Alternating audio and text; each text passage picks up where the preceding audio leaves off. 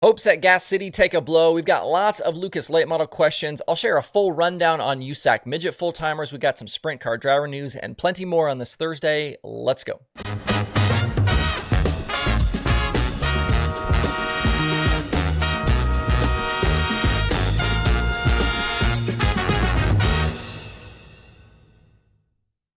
It's Thursday, April 25th. I'm Justin Fiedler. This is Dirt Tracker Daily presented by Kubota Genuine Parts.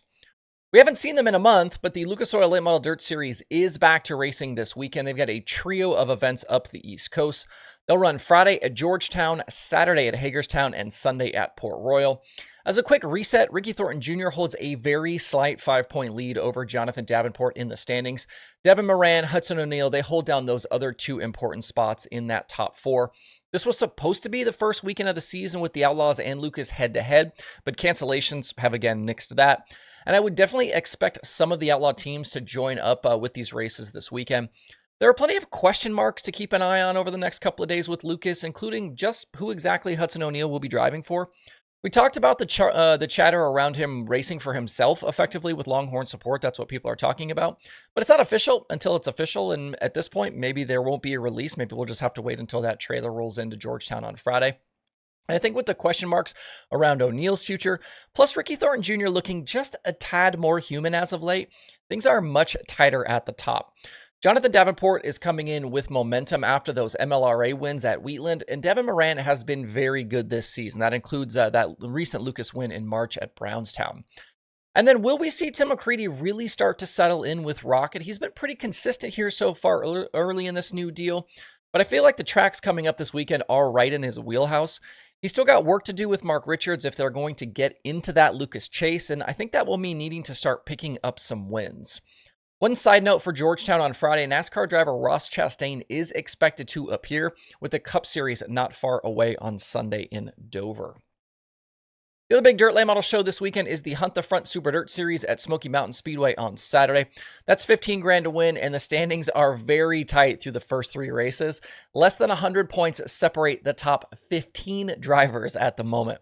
The top three in those standings in Brandon Overton, Chris Ferguson, and Corey Hedgecock, probably the three to watch for the win on Saturday. They've all bagged super late model victories with various series at Smoky Mountain the past few years.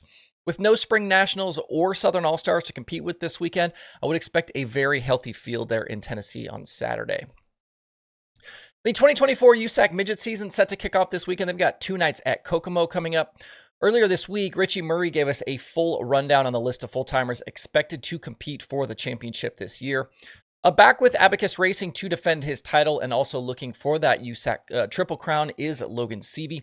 I mentioned just a few days ago that he is currently riding a streak of 22 straight top 10s in USAC Midget competition. That is the longest such streak right now in the country. Chasing Seavey this season will be Justin Grant in the NOS RMS Racing 2. Yeah, Ryan Timms, he's going to chase both midget titles, including Extreme in the Keith Coons 67. Dazen Persley has moved over to Chad Boat's 86 car. Obviously, we saw that at the Chili Bowl. Jacob Denny returns to the Malloy 25. Gavin Miller is going to run full-time in the KKM 97. Ken McIntosh also chasing both championships with KKM. Jake Andriotti, Matt Westfall, they're going to compete for the new Four Kings Racing. You got Hayden Reinbold in the Reinbold Underwood 19AZ. Kevin Thomas Jr. has joined Mount Stout for the full run. Zach Dahm is in the Ramco Speed Group 7P. Kyle Jones will make the full pull with Corey Joyner. Ashton Torgeson is in the KKM 67K. He's fresh off that first Extreme Midget win. And Zach Weigel will join Dazen Persley at CB Industries. The drivers missing from the 2023 title chase include Bryant Wiedeman and Jade Avedisian. We know Jade is putting a much bigger focus on pavement racing in 2024. Obviously, she's in the TRD pipeline, but she's still going to make select midget starts with KKM and Toyota. She was actually planning on being at Kokomo this weekend, but is instead choosing to sit out after flipping at Farmer City 2 weeks ago. That was in an extreme midget event. Wiedeman himself just announced yesterday that he is finishing up high school and his baseball season, and then he's actually going to race sprint cars this summer around the Midwest with Oaks Racing. That schedule right now includes appearances with the ASCS, PowerEye, and High Limit. I don't think Wiedeman has done much of any sprint car racing in his career to this point, so this will be a step up from the midgets and the micros that we've been used to seeing him in. The Oaks Racing 1X team ran last year with Jake Buback in the car. Buback is running this season for Burke Motorsports. Recent Kokomo Midget winners with USAC include Cannon McIntosh in 2022, and Chris Wyndham and Emerson Axum won there in 2021. Speaking of the midgets, there was a schedule change to Indiana Midget Week announced just yesterday. And for those of you hoping for good news about the future of Gas City I-69 Speedway, this one will come as a blow. Gas City is being replaced by Lawrenceburg for that June 5th date. The release said the reason was because of the, quote, close of the track. Gas City also slated to hold a Sprint Week show on July 26th, plus the James Dean Classic in September. The USAC release pointed towards future announcements for those dates as well. We documented the issues at Gas City back on the March 12th Daily Show, and in the month or so since then, nothing seems to have gotten better. The USAC schedule change is definitely not a good sign for the future of any sort of racing happening at Gas City. Updating a sprint car driver change from earlier this week, we know that the Beaver Racing 12X team had parted ways with Carson McCarl. That was after just 3 races together. And now we know that when the team returns to racing next week at Lakeside, they're going to do that with High Limit. It's going to be Paul Nienhiser in the car. A regular around Illinois, Nienhiser won 11 times in a sprint car last year. That includes 6 410 victories and 5 in a 360. The majority of those wins coming with MOA and the Sprint Invaders. He's got 1 career High Limit appearance. That was at 34 Raceway last season, and we haven't seen Nienhiser with the Outlaws since 2021. Looking around the country this weekend, weather is going to be a problem in a lot of places. The World of Outlaws Late Model Series has already sacked weekend stops at Arrowhead and 81 Speedway, and the MLRA will not be at Callaway Raceway and Lake Ozark as originally planned. I also saw that the USMTS has canceled the Fall Jamboree makeup that was originally scheduled for Deer Creek Speedway. Make sure you check websites and social media before you head out to the dirt track this weekend.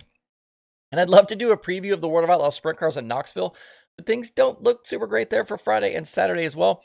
I don't want to be that guy. I know it bothers race promoters when people talk about the forecast and all of that, but I'm going to try to remain hopeful that they're able to race. I've seen some people are trying to be positive about this.